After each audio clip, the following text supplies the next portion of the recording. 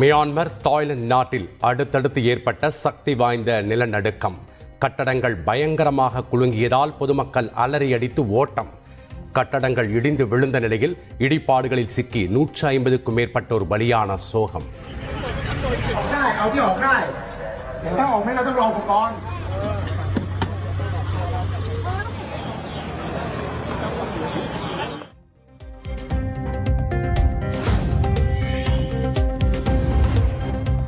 நிலநடுக்கத்தால் தாய்லாந்து தலைநகர் பாங்காக்கில் 30 மாடி கட்டடம் சீட்டுக்கட்டு போல் சரிந்ததால் அதிர்ச்சி.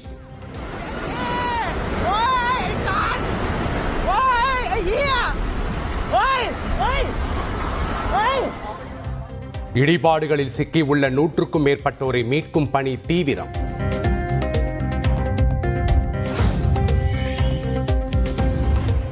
பாங்காக்கில் நிலநடுக்கம் ஏற்பட்டதால் வீதிகளில் தஞ்சமடைந்த தமிழர்கள் அவசரகால வழி மூலம் உயிர் தப்பி வந்ததாக தந்தி டிவிக்கு பிரத்யேக தகவல்.